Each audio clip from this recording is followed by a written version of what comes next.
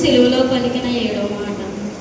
లూకా సువార్త 23వ అధ్యాయము 46వ వచనం ఈ విధంగా రాయబడి ఉంది. అప్పుడు యేసు గొప్ప శబ్దంతో కేకవేసి, తండ్రి, నీ చేతికి నా ఆత్మను అప్పగించుకొనుచున్నానెను. ఆయన ఇలాగ చెప్పి ప్రాణము విడిచెను. ప్రపంచ చరిత్రలో, మానవాళి చరిత్రలో శ్రేష్టమైనటువంటి సుదినముగా కనబడుతుంది. యెరూషలేము ప్రాకారానికి వెలుపల కపాల స్థలము అనబడినటువంటి పిలువబడే గొల్గొతా కొండపైన సమస్త మానవాళి కొరకు ఒక శ్రేష్టమైనటువంటి మంచి కార్యం అనేది జరిగినటువంటి సుదినం. దేవుడు, నిత్యుడైనటువంటి దేవుడు కాలములోనికి ప్రవేశించి మానవాళి పాప భారమంతా కూడా తన భుజాల మీద మోసినటువంటి శ్రేష్టమైనటువంటి పవిత్ర సమయముగా చరిత్రలో కనబడుతుంది. ఇటువంటి శ్రేష్టమైనటువంటి సుదినములో, ఇటువంటి శ్రేష్టమైనటువంటి మంచి సమయంలో మన జీవితాలు ఆనందకరమైనటువంటి అనుభవాలు కూడా కొనసాగాలి.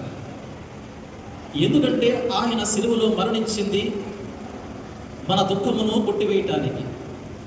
ఆయన సిలువలో మరణించింది మన శాపాన్ని కొట్టివేయటానికి. ఆయన సిలువలో మరణించింది మన పాపాన్ని అంతా కూడా తుడిచివేయటానికి. అనాది ప్రణాళికలో నియమించబడినటువంటి గొర్రెపిల్లగా, పస్కా పశువుగా ప్రభు యేసుక్రీస్తు వారు సిలువలో మరణించినటువంటి సుదినము, మంచి రోజు అనేది చరిత్రలో ఆవిష్కృతమైనటువంటి గడియగా గొల్గొతా కొండపైన కనబడుతుంది. అటువంటి మానవాళికి మంచి జరిగినటువంటి శ్రేష్టమైనటువంటి సుదినాన రక్తసిక్తమైనటువంటి ఆ కలువరి సిలువలో నుంచి ప్రభు యేసుక్రీస్తు వారు యుగ యుగాలకు సరిపోయేటటువంటి రక్షణ సందేశం అనేది వెలువడినటువంటి సుదినముగా మానవాళి చరిత్రలో కనబడుతుంది. అంత రక్షసిద్ధమైనటువంటి పరిస్థితుల్లో కూడా యుగ యుగాలకు సరిపోయేటువంటి రక్షణ సందేశం అనేది ఆ గొల్గొతా కొండపై నుంచి వెలువడినటువంటి సుదినము ఈరోజు. ప్రియ దేవుని సంఘ విశ్వాసులారు గమనించండి. సర్వ మానవాళి పాపము కొరకు పాపాన్ని భరిస్తున్నంత సేపు కూడా ప్రభు యేసుక్రీస్తు వారు దేవుని పరిశుద్ధ వాక్య భాగాలను మనం చదివినప్పుడు, ఆ శిలువ త్యాగముల గురించి మనము ధ్యానం చేస్తున్నప్పుడు ఆయన మౌనముగా ఉన్నట్లుగా దేవుని వాక్యంలో కనబడుతుంది. యెషయా గ్రంథము 53వ అధ్యాయం, యెషయా గ్రంథము 53వ అధ్యాయం 7వ వచన భాగాన్ని ఒకసారి చదువు. బాధింపబడినను అతడు నోరు తెరవలేదు, వదకు తేబడు గొర్రె పిల్లయు, బొచ్చు కత్తిరించి వాని గొర్రెయు మౌనముగా ఉన్నట్టు అతడు నోరు తెరవలేదు అనేటువంటి మాట కనబడుతుంది. గమనించండి ప్రియులరా, వదకు తీసుకెళ్తున్నటువంటి గొర్రెను ఒకసారి ఊహించుకోండి. దాని ముందు ఎన్నో బాజా పదింతులు వినబడుతుంటాయి, ఎన్నో హోరులు ధ్వనులు వినబడుతూ ఉంటాయి. కానీ ప్రియులరా, అది వదకు వెళుతున్నటువంటి విషయము దానికి తెలియదు. అది యజమాని వెనకాల మౌనంగానే వెళ్ళిపోతుంది. అలాగే ప్రభు యేసుక్రీస్తు వారి జీవితము కూడా యాజకులు బూరలు ఊదుచుండగా నిష్కలంకమైనటువంటి గొర్రె పిల్ల వధించబడినటువంటి ఆ సమయంలోనే ప్రభు యేసుక్రీస్తు వారు కల్వరి కొండపైన వధించబడినటువంటి సుదినం అనేది కనబడుతుంది. ఆయన జీవితంలో ఆ శిలువ ఘట్టము దగ్గర ఎన్నో నిందలను ఆయన భరించాడు. యాలన పరిస్థితుల గుండా ఆయన కొనసాగించాడు. అవమానం అనేది ఆయన ఎదుర్కొన్నటువంటి పరిస్థితులు కనబడుతున్నది.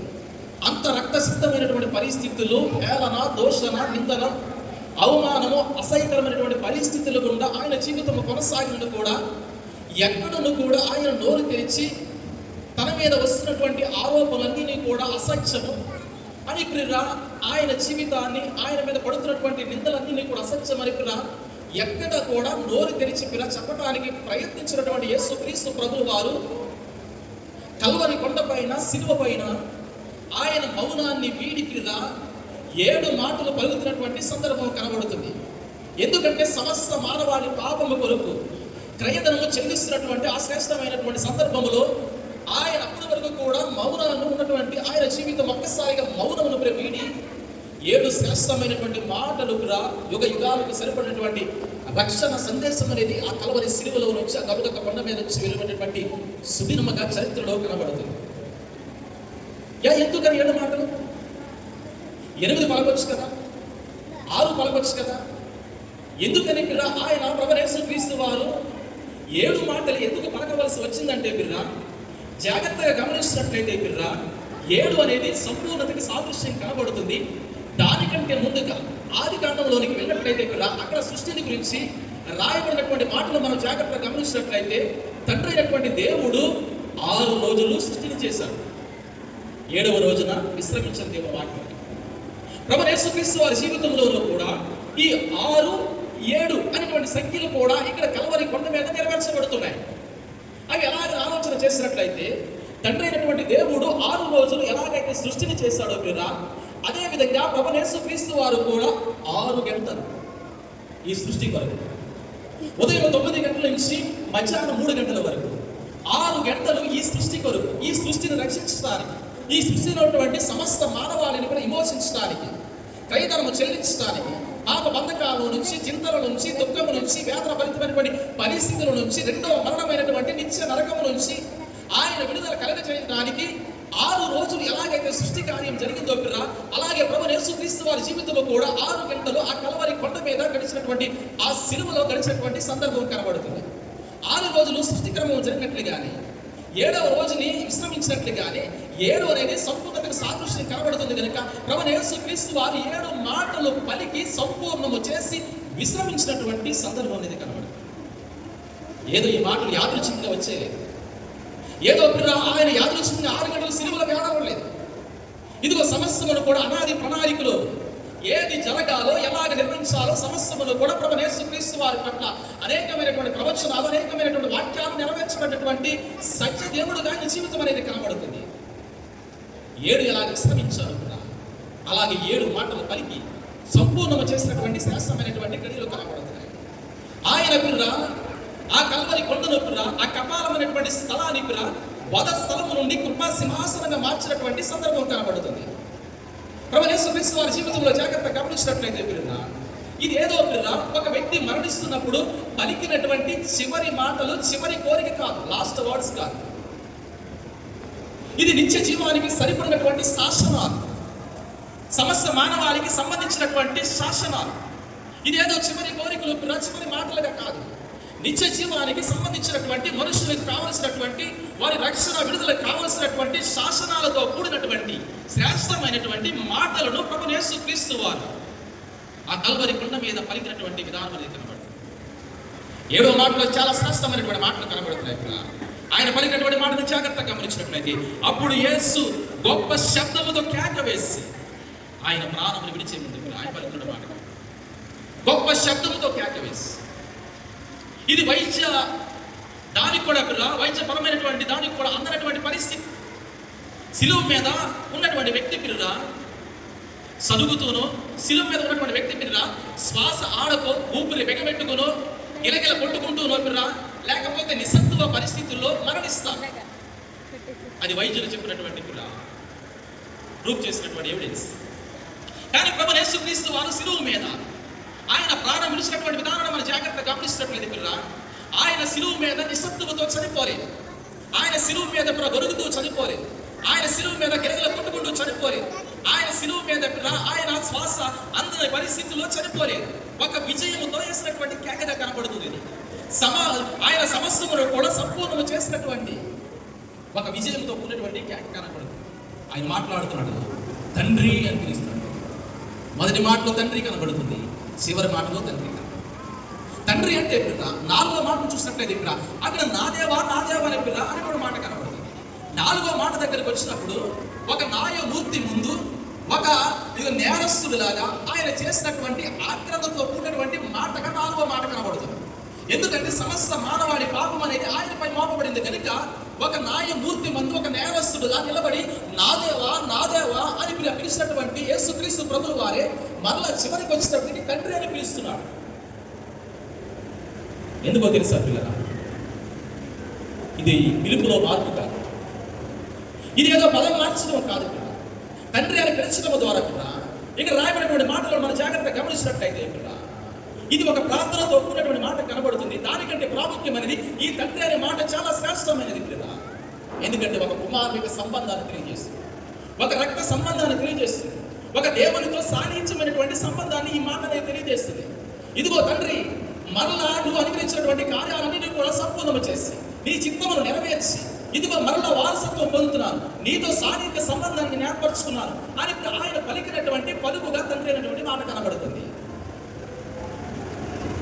అంతేకాదు కూడా ఇది ఒక శ్రేష్టమైనటువంటి ప్రార్థన కనబడుతుంది.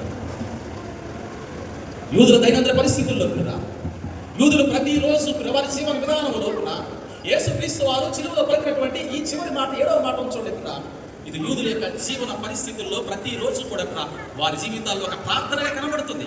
కీర్తన గ్రంథము 31వ కీర్తన, కీర్తన గ్రంథము 31వ కీర్తన 5వ వచన భాగాన్ని జాగ్రత్తగా గమనించినట్లయితే, నా ఆత్మ నీ చేతికి అప్పగించున్నాను, యెహోవా సత్యదేవా నన్ను విమోచించువాడవు నీవే. యూదుల యొక్క దైనందిన జీవితంలో ఇదొక ప్రార్థన, ఇదొక ప్రార్థన.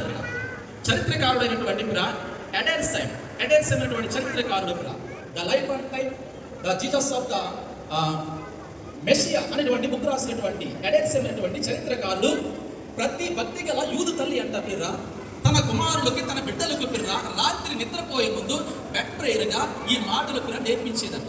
ప్రతి భక్తి గల యూదస్త్రీ నిద్రపోయే ముందు తమ పిల్లలకి ఒక ప్రార్థనగా ఈ కీర్తనలో ఉన్నటువంటి 31వ కీర్తనలో 5వ వచనాన్ని వారు పడుకునే ముందు చేసేటువంటి ప్రార్థనగా ప్రతి భక్తి గల యూద తల్లి వారి బిడ్డలకు నేర్పించేదట. ప్రభువు యేసుక్రీస్తు వారు కూడా అంత ఘోర సిలువలను కూడా ఆయన మరణాన్ని అనుభవిస్తూ కూడా అంత భయంకరమైనటువంటి నొప్పితో ఉన్నటువంటి పరిస్థితుల్లో ఆ కల్వరి గిరిలో ఆయన వేలాడుతూ కూడా ఆయన ప్రభువు యేసుక్రీస్తు వారు ఒక చిన్న బిడ్డ వల్లే తండ్రి ఒడిలోనికి ఎలాగ సేద తీర్చడానికి అయితే ఒక చిన్న బిడ్డ వెళ్తాడు. ఆయన కూడా తన ప్రాణం విడిచే ముందు అదే శ్రేష్టమైనటువంటి రిలాక్స్తో, నెమ్మదితో, సంపూర్ణము చేసేటువంటి విజయంతో పలికినటువంటి శ్రేష్టమైన ప్రార్థనతో కూడా మాట కనబడుతుంది. ఇదిగో తండ్రి ఒడిలోకి ఒక చిన్న బిడ్డ ఎలాగైతే చేరతాడో కూడా అలాగే ప్రభువు యేసుక్రీస్తు వారు కూడా తన ఆత్మను అప్పగిస్తున్నప్పుడు అదే శ్రేష్టమైనటువంటి నెమ్మదితో కూడా ఏదో గిలకలాడుతూ ఏదో కొట్టుకుంటూ నిస్సత్తులతో మరణించిన వ్యక్తి కాదు. ఒక తండ్రి ఒడిలోనికి ఒక చిన్న బిడ్డ ఎలాగైతే తండ్రి ఇదిగో నేను కూడా నీ దగ్గరికి ఆత్మను అప్పగిస్తున్నాను అనేటువంటి శ్రేష్టమైనటువంటి సంపూర్ణంతో ఉన్నటువంటి విజయంతో ఉన్నటువంటి మాటలు ప్రభువు యేసుక్రీస్తు వారు. అంతేకాదు పిల్లరా, అక్కడ రాయబడినటువంటి మాటలు జాగ్రత్తగా గమనించినట్లయితే 3 గంటల వరకు కూడా చీకటి కమ్మి ఉన్నదని దేవుని వాక్యం సెలవిస్తుంది. చీకటి పాపానికి సాదృశ్యమని మనం చదువుతున్నాం కదా. పాపం ముందు గనక లోకంలో కూడా ఆయన పైన సమస్త మానవాళి పాపం ముందు గనక తండ్రి కుమారుల మధ్య సంబంధం తెగిపోయింది గనక ఆయన నా దేవాన్ని పిలిచాడని మనం వాక్యమును చదువుకున్నాం పిల్ల.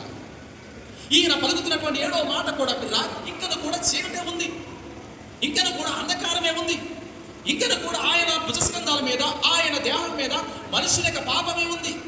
కానీ ప్రియ ఈయన పలికినటువంటి 7వ మాట ద్వారా మనం నేర్చుకోవాల్సిన సత్యం ఏంటో తెలుసా ప్రియ? ఆయన పలికినటువంటి శ్రేష్టమైన 7వ మాట ద్వారా ఆయన దేవుని తండ్రి యొక్క చిత్తాన్ని సంపూర్ణము చేశారు. ఆయన ప్రియ గొంతుకున్న పాపము నొక్కేయలేదు, ఆయన గొంతుకున్న పాపము నొక్కేయలేదు.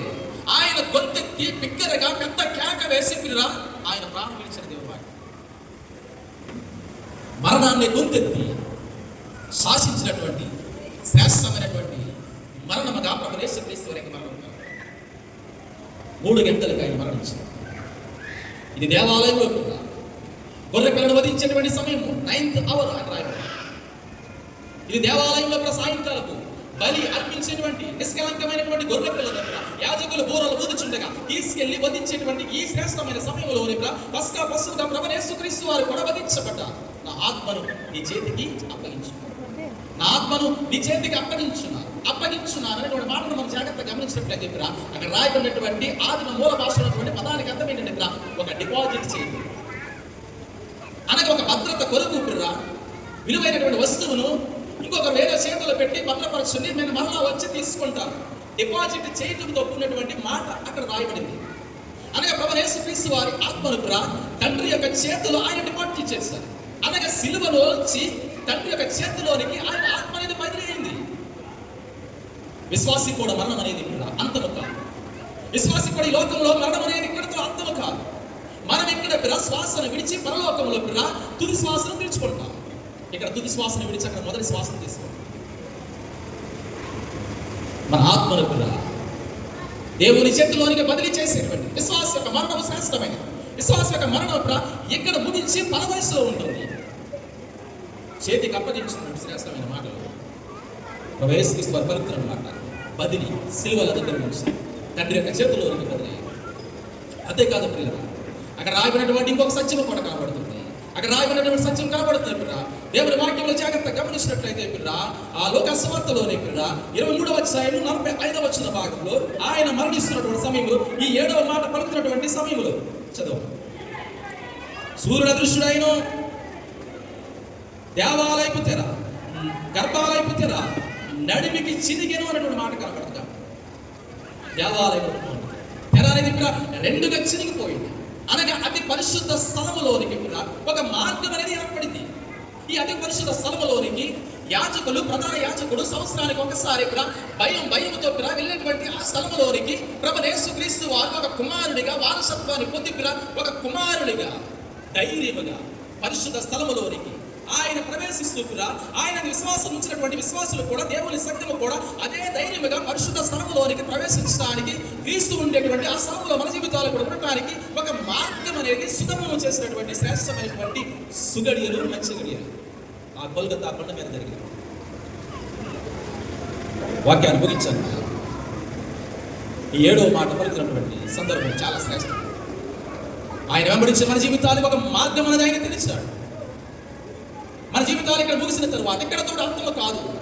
మీ ఆత్మలు పరస్థితిలో ఉంటాయి. ఆయన విశ్వాసం ఉంచిన వారి ఆత్మలు కూడా ఇక్కడతో అంతమైపోదు. ఇక్కడతో మీ జీవితం అంతము కాదు, మరలా జీవితం ఉంది అని ఆయన మరణ మనకు తెలియజేస్తారు.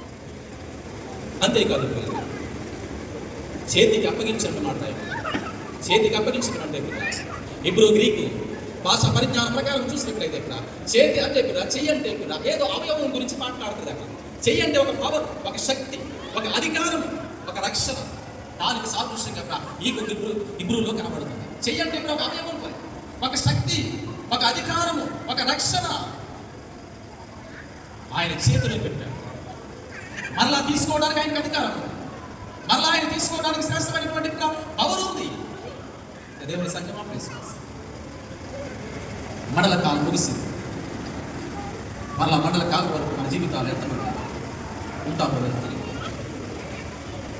ఇది శుభదినం, ఇది ఆనందకరమైన దినం, ఇది సంతోషించే దినం. ఎవరు సంతోషించే దినం అంటే, ఎవరికి సుదినం అంటే, ఎవరికి మంచి రోజు అంటే క్రీస్తులో తమ పాపాలు పడుకున్న వారికి, క్రీస్తులో తమ శాపాలు పట్టుకునే వారికి, క్రీస్తులో ఆయన అంగీకరించిన వారికి, వారి దుఃఖము పట్టుకెళ్ళిపోయింది. వారి దుఃఖపడటానికి అవకాశం లేదు. వారి పాపము కొట్టుబడిపోయింది. వారి పాపలు కాదు, వారి శాపమంతా కూడా తుడిచివేయండి. వారి శాపగ్రస్తులు కాదు. నేను శాపగ్రస్తుడు, నేను పాపిని, నేను దుఃఖభరితమైన జీవితాన్ని ఇప్పుడు వరకు దుఃఖించినటువంటి జీవితము ఈ సిలువ తరువాత, ఈ క్రీస్తు మరణము తరువాత నీ జీవితం నూతనంగా ప్రారంభించకపోతే నీకు ఇది దుఃఖకరమైన దినమే, ఇది బ్లాక్ డే, ఇది సుదినమే. సుదినం కాదు, ఇది దుర్దినంగానే ఉంటుంది. కనుక అందరూ లేచి నిలబడి ప్రార్థన చేసి ఈ ఆరాధన ముగించుకుందాం.